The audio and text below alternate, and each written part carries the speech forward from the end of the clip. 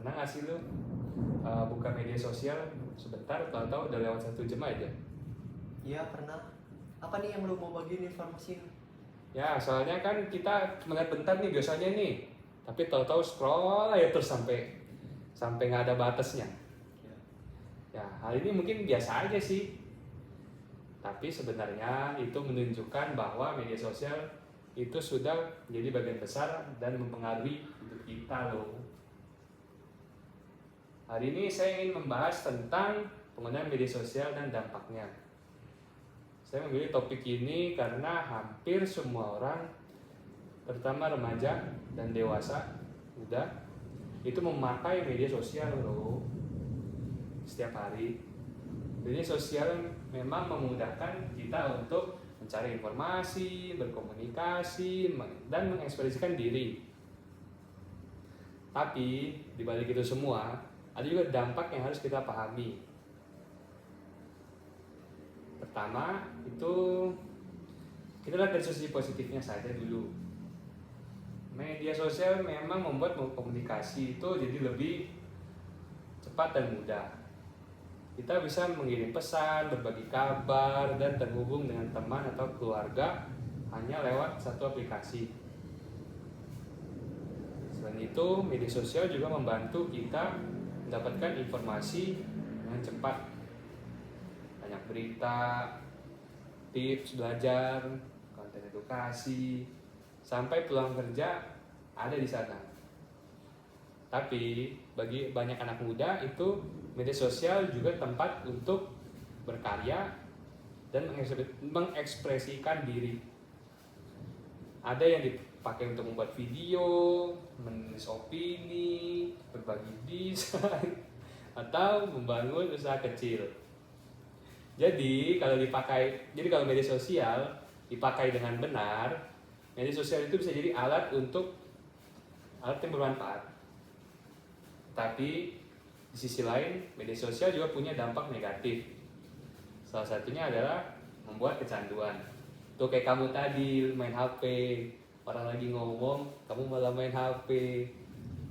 Banyak orang yang berhenti membuka media sosial, bahkan saat sedang belajar, makan bersama keluarga, dan saat mau tidur. Akibatnya waktu jadi terbuang dan fokus berkurang. Dan satu lagi kalau dari saya sih, jadi membuat suasana jadi canggung. Dampak negatif berikutnya adalah rasa cemas dan tidak percaya diri. Kadang kita itu melihat kehidupan orang yang terlihat sangat sempurna banget di media sosial. Akhirnya kita mulai membandingkan diri sendiri dan like videonya. Bagus sih, memang buat untuk motivasi.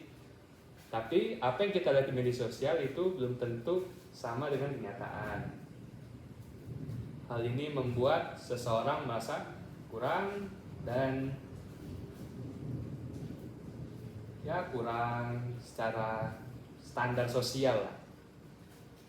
Meskipun sebenarnya dia tidak kekurangan apapun.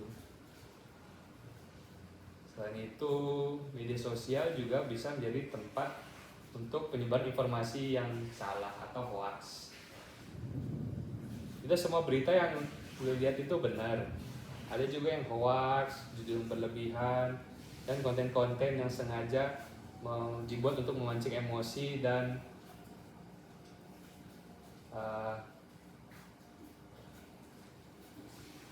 memancing emosi dan cabul lah ya. Karena itu makanya kita harus hati-hati sebelum percaya dan membagikan sesuatu.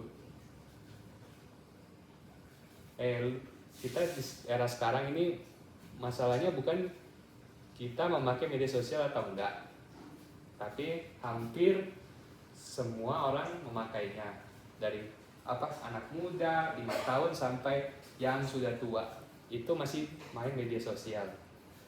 Jadi masalah yang paling penting adalah bagaimana lu itu menggunakannya. Kita harus belajar jadi pengguna yang jadi lebih baik. Ada beberapa cara sederhana agar media sosial tetap bermanfaat. Pertama, batasi waktu penggunaan. Jangan sampai itu media sosial menguasai seluruh hidup lu. Kedua, pilih konten yang bermanfaat. Isi waktu yang menambah pengetahuan, bukan hanya hiburan tanpa akhir. Ketiga, mudah percaya dengan isi-isi konten yang belum tahu kebenarannya. Biasakan itu untuk mengecek kebenarannya, ngecek sumbernya juga. Dan yang keempat, ingat bahwa hidup kita ini di dunia nyata hanya sekali. Jadi rajin-rajinlah mencari teman, bergaul, main yang bener aja, jangan main media sosial mulu. Terus jangan sampai kita terlalu sibuk di dunia digital sampai orang-orang yang sekitar kita lupakan.